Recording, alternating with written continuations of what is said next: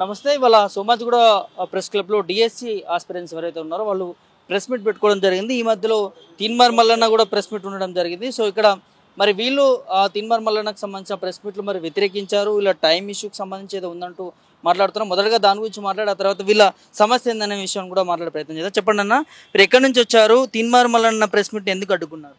అయితే ఈరోజు మేము డిఎస్సి స్పోర్ట్స్ కోటాలో మాకు 11,022 పోస్టులు 2024లో పడ్డవి. అందులో మాకు స్పోర్ట్స్ కోటాకి 100 పోస్టులు కేటాయించారు. అయితే ఈ పోస్టులు అనేది రిక్రూట్మెంట్ ప్రాసెస్ అనేది మాకు నెల రోజుల్లోపే 11,000 పోస్టులు నింపారు. కానీ స్పోర్ట్స్ కోటాకు సంబంధించిన 100 పోస్టులు అనేది సరిగా నింపలేదు. మాకు 2% రిజర్వేషన్ అనేది సరిగా పూర్తి కాలేదు. అయితే దాని గురించే మేము ఎన్ని పోస్టులు నింపారని చూస్తే 33 పోస్టులు మాత్రమే నింపారు. ఈ పోస్టుల్లో కూడా కరెక్ట్గా ప్రాసెస్ ప్రకారం నింపలేదు. వీళ్ళు ఏమంటున్నారంటే కేవలం జాతీయ స్థాయి క్రీడాకారుల్ని మాత్రమే మీకు గ్రూప్ 3 క్యాడర్ జాబ్ కాబట్టి ఇస్తామన్నారు. అయితే కొన్ని జిల్లాల్లో ఏం చేశారంటే జాతీయ స్థాయి క్రీడాకారులకు ఇచ్చారు, కొన్ని జిల్లాల్లో రాష్ట్ర స్థాయి క్రీడాకారులకు మాత్రం ఉద్యోగాలు కేటాయించారు, కొన్ని జిల్లాల్లో స్పోర్ట్స్ సర్టిఫికేట్లు ఉన్నప్పటికీ వాళ్ళకు ఉద్యోగాలు ఇవ్వలేదు. ఈ విధంగా మాకు అన్ని విధాలకు కూడా అన్యాయం చేసింది ప్రభుత్వం. అయితే దీని గురించే మేము ఒక 40 రోజుల పాటు ధర్నాలు చేస్తే డిఎస్సి ఆఫీస్ ముందు మేము ప్రశ్నిస్తే డిఎస్సి ఆఫీసర్ ఈవి నరసింహారెడ్డి గారు మీకు నెల రోజులలో రీవెరిఫికేషన్ చేపిస్తాం, మీకు నవంబర్ 20లో రీవెరిఫికేషన్ చేపించి నవంబర్ 30 వరకు మీ ఉద్యోగాలు మీకు కేటాయిస్తామని చెప్పారు.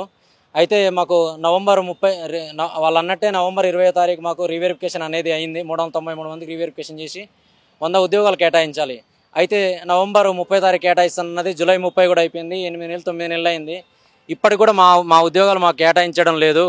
ఇది కేటాయిస్తారు అని మేము మా ఎమ్మెల్యేల దగ్గరికి, మంత్రుల దగ్గరికి, అందరి దగ్గరికి వెళ్ళినా కూడా ఎవరితోటి ఫోన్ చేయించినా కానీ డిఎస్సి ఆఫీసర్లు ఏమంటున్నారంటే ఇంకొక 10 రోజుల్లో చేస్తామంటున్నారు. కానీ ఇంతవరకు నింపే ప్రయత్నం అనేది లేదు. కనీసం ఆగస్టు 15 వరకన్నా జెండా ఎగరేసుకుంటాం స్కూళ్ళల్లోకి వెళ్ళి.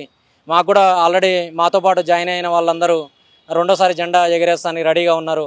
ఇప్పటికైనా మాది జెన్యున్గా తొందరగా 100 పోస్టులు ఫిల్ చేస్తే బాగుంటుంది.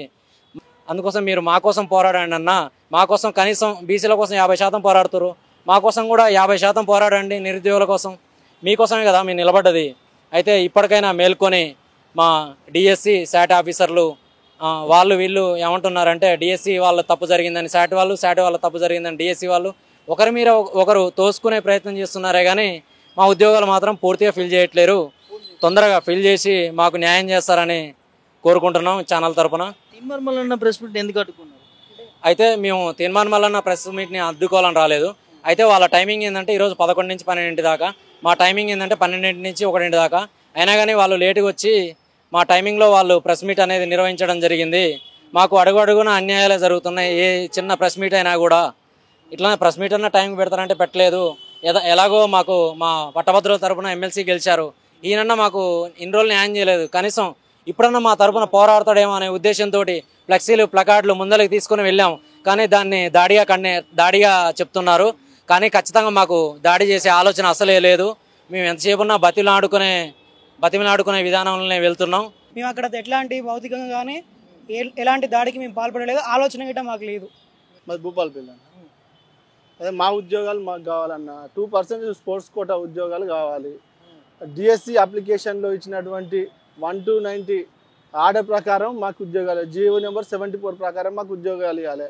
ఇప్పుడు మళ్ళీ ఫామ్ 1 ఫామ్ 2 అనడం అది కరెక్ట్ కాదు. ఫామ్ 1 ఫామ్ 2 ఫామ్ 3 ఫామ్ 4ను పరిగణలోకి తీసుకోవాలి. అది ఖచ్చితంగా చేయాలి. అలా చేయకుండా ఏదేదో చెప్పి కాలయాపన చేస్తే 100 కుటుంబాల మీద ఒక్కొక్క కుటుంబానికి ఒక 10 మంది ఆధారపడ్డ ఎంత సఫర్ అవుతారు. అప్పులు చేసి అనేక ఇబ్బందులు పడుకుంటూ కోచింగ్లకు వెళ్ళి లక్షలు వెచ్చించి అప్పులు చేసి మేము చదువుకొని లాస్ట్కి ఉద్యోగాలు నోటికాడికి వచ్చిన బుక్కను ఆపినట్టు అవుతుంది మా పరిస్థితి. డిఎస్సి ఆఫీస్కి పోతే శాట్ కార్డు ఉన్నది మీ ఫైల్ అంటారు, శాట్ కార్డుకి పోతే డిఎస్సి ఆఫీస్లో ఉన్నది ఫైల్ అంటారు. వీళ్ళిద్దరూ ఒకరి మీద ఒకరు నెట్టేసుకుంటారు. మా కార్డు లేదంటే మా కార్డు లేదని. మేము అటు ఇటు తిరగలేక వస్తున్నాం. ఒక్కొక్కరము 200-300 కిలోమీటర్ల దూరం నుండి వస్తూ మా పిల్లల్ని పట్టుకొని కూడా వస్తున్నాం. మా బాధను అర్థం చేసుకోవాలి గవర్నమెంట్, తొందరగా మా యొక్క బాధను అర్థం చేసుకోవాలి. మాతో చదివి డిఎస్సి రాసినటువంటి మా మిత్రులు గత 10 నెలల నుండి వాళ్ళు ఉద్యోగాలు చేసుకుంటారు. వాళ్ళు ఆనందంగా ఉన్నారు. మా 100 కుటుంబాలను కూడా మీరు ఆనందంగా చూడాలని సీఎం రేవంత్ రెడ్డి గారిని మేము కోరుకుంటున్నాం.